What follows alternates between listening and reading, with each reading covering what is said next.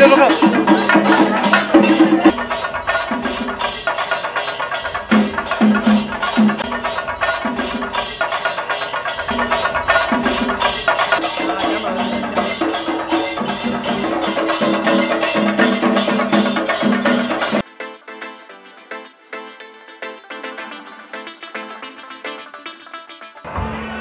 வரைக்கும் நீங்க எத்தனையோ நிகழ்வுகளை பார்த்திருப்பீங்க. ஆனா இந்த மாதிரி ஒரு பூஜையை நீங்க பார்த்திருக்க முடியாது. இது முழுக்க முழுக்க ஐஸ்வர்யா யூனிவர்ஸ் வந்து அவருடைய மனசுல இன்னைக்கு இப்படி ஒரு பண்ணணும்னு முடிவு பண்ணிட்டாரு. என்னைக்குமே முன்வச்ச கால அவர் பின் வச்சதே கிடையாது சார். என்னைக்குமே உங்களுக்கு ஜெயந்தான். இன்னைக்கு இவ்வளோ ஒரு அருள்மிக்க ஒரு இறை அருள் நிறைந்த ஒரு நாளா ஆல்ரெடி நம்ம எல்லாருக்குமே தோணுது. எத்தனையோ நாட்கள் இந்த பிரசாத் ஸ்டுடியோக்கு வந்து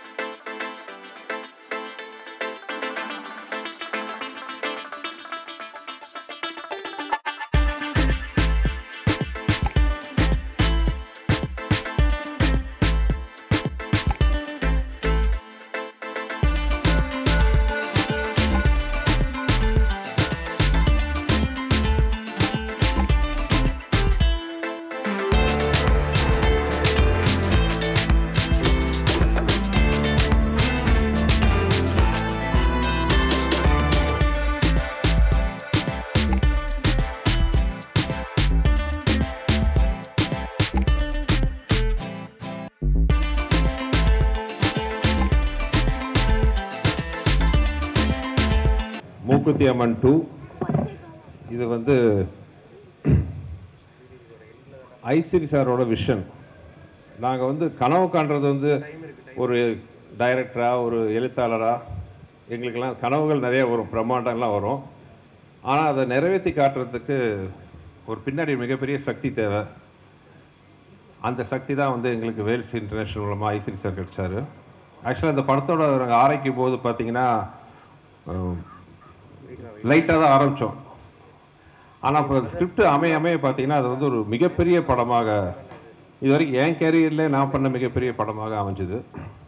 ஹோப்ஃபுல்லி இந்தியாவின் மிகப்பெரிய படங்களில் ஒன்றாக இது அமையுங்கிற நம்பிக்கை எங்களுக்கு இருக்குது. ஸோ கற்பனை பண்ணுறது ஈஸி, ஆனால் அதுக்கான பட்ஜெட் அது வரும்போது வந்து நாங்களே யோசிச்சோம். ஐஸ்வரி சார்ட்ட தயங்கி தான் அந்த லைனை பேசினாலும் பார்த்தீங்கன்னா எங்களோட டபுள் மடங்கு அவரோட உற்சாகத்துக்கு இந்த பூஜையை பார்த்தாலும் உங்களுக்கு ஒரு எங்களோட 2 மடங்கு வந்து இந்த படத்தில் ஆர்வமாகி நாங்கள் நினச்சதை விட பெருசாக நீங்கள் பண்ணணுன்ட்டு எல்லா வகையிலையும் ஊக்க கொடுத்த ஐஸ்வரி சாருக்கு என்னுடைய மனமார்ந்த நன்றியை தெரிவிக்கிறேன். அப்புறம் இந்த படத்தோட ஸ்டார் காஸ்ட் எல்லாமே பார்த்தீங்கன்னா எங்களோட ஃபர்ஸ்ட் சாய்ஸாக நான் யார் நினச்சோம் எல்லாமே அது பை காட்ஸ் கிரேஸ் எல்லாமே அவங்க கிடச்சாங்க. ஸோ இப்போது இந்த படத்தோட ஸ்டார் காஸ்ட் உங்கள் முன்னாடி அறிமுகப்படுத்துறதுல எனக்கு ரொம்ப சந்தோஷம். முதல்ல இந்த படத்தில் வந்து மூக்குத்தி அம்மனுக்கு ஈக்குவலாக அந்த அம்மனுக்கு ஈக்குவலாக நிற்கிறதுக்கு வந்து 2 பவர்ஃபுல் கேரக்டர் தேவை. அதில் வந்து மெயினாக அது ஹீரோயின்ஸில் வந்து ஒரு பவர்ஃபுல்லான ஒரு அழகு மட்டும் இல்லாமல் ஒரு பர்சனாலிட்டி மட்டும் இல்லாமல் ஒரு நல்ல திறமையான ஒரு ஆர்டிஸ்ட் எங்களுக்கு நான் நினச்சோம். எனக்கு மனசில் முதல்ல வந்து ஆர்டிஸ்ட் அவங்க தான்.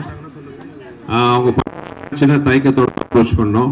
பட் எங்களோட ஒரு ஆர்வமாக டிஃப்ரெண்ட்டான கேரக்டர் கண்டிப்பாக பண்ணுறேன்ட்டு இந்த படத்துக்கு முதல் சைன் பண்ண artist miss Regina, please come to the stage.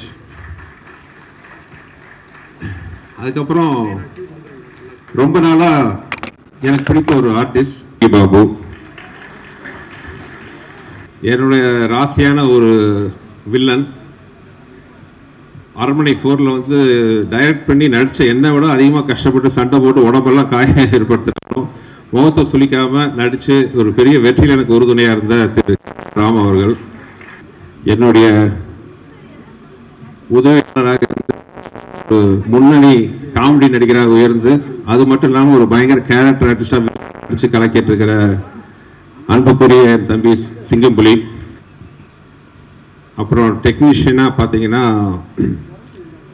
கடந்த 15 வருஷமாக என்னோட வெற்றியிலும் என் உழைப்பிலும் சரிபாதி பங்கு வைத்து கொண்டிருக்கும் இந்த படத்தில் கதை திரைக்கதையில் இணை பங்காற்றி வசனகர்த்தாவும் நடிகராகவும் இருக்கிற என் அன்பு தம்பி வெங்கட், என் வெற்றியில் நிறையா பங்கு வகித்த ஒரு அழகான கலர்ஃபுல் ஒளிப்பதிவு ஓவியர்னு சொல்லலாம் அன்புக்குரிய கோபி அமர்நாத்.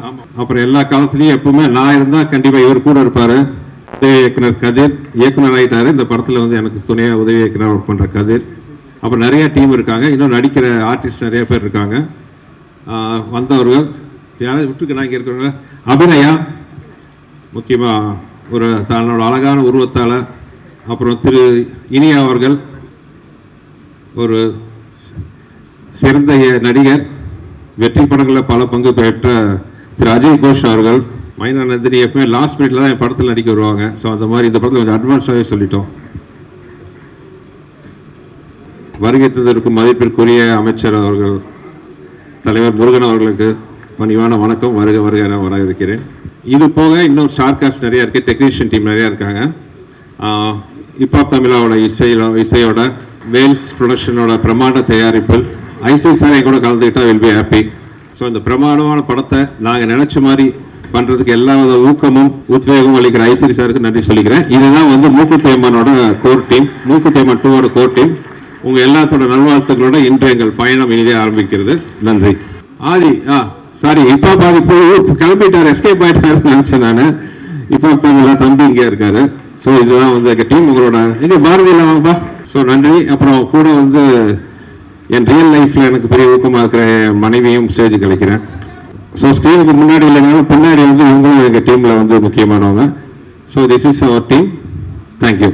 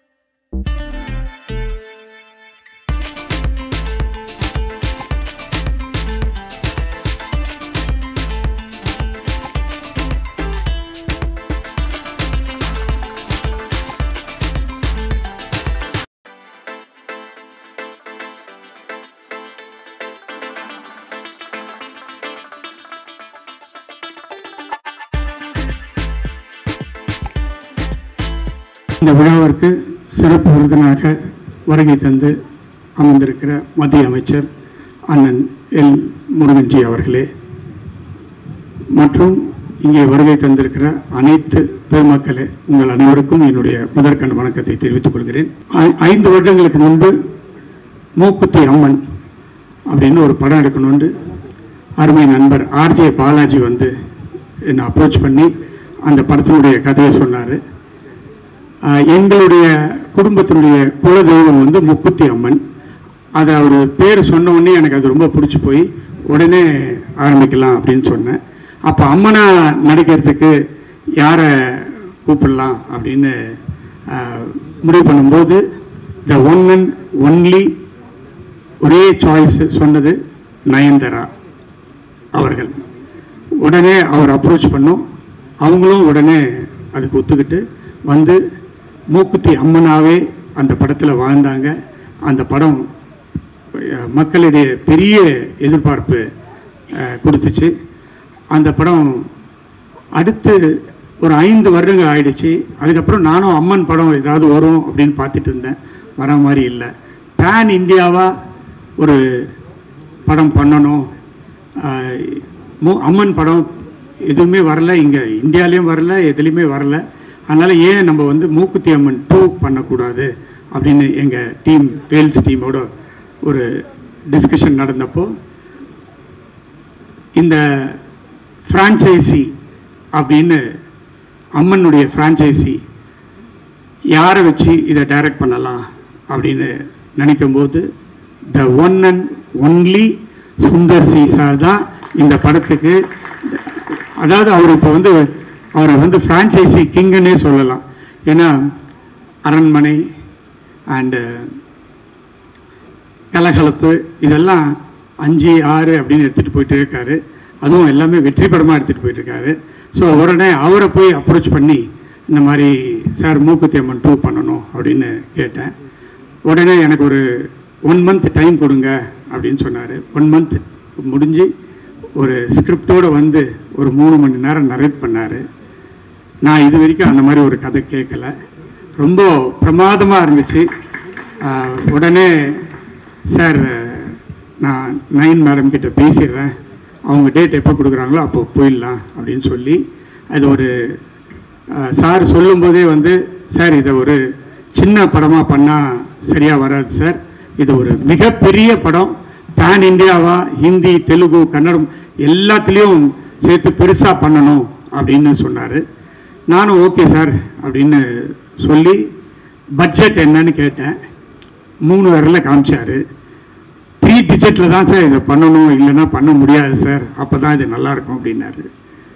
அவர் மேலே எனக்கு ரொம்ப நம்பிக்கை இருக்குது. நிச்சயமாக ஒரு நல்ல படத்தை கொடுப்பாரு, ஒரு பேன் இந்தியா படம் வரும் அப்படின்னு. ஓகே சார் அப்படின்னு அந்த இது வந்து அவர்கிட்டயே ஒப்படைச்சிச்சு. ஸோ இந்த ஃபுல் படத்தையும் அவரே தான் தயாரிக்கிறாரு. ஸோ நான் வந்து ஒரு பேர் மட்டும்தான். ஸோ இந்த படத்தில் டெக்னிக்கல் ஆகட்டும், பட்ஜெட் ஆகட்டும், விஷுவல் ஆகட்டும் எல்லாமே வந்து எக்ஸ்ட்ராடினரி தியேட்ரிக்கல் எக்ஸ்பீரியன்ஸாக நிச்சயமாக இருக்கும். அதில் எனக்கு ஒரு பெரிய நம்பிக்கை இருக்குது. இந்த படம் வந்து பூஜை இந்த அளவுக்கு பண்ணியிருக்கோம். நிச்சயமாக படத்தை இதோட பெருசாக பண்ணுவோம். ரிலீஸை அதுக்கு மேலே பேன் இண்டியாவில் வேர்ல்டு வைடு பண்ணுறதுக்கு எல்லா வேலையும் பண்ணிகிட்ருக்கோம். முக்கியமாக இந்த படத்தில் வந்து நயன்தாரா மேடம் பற்றி நான் சொல்லி ஆகணும்.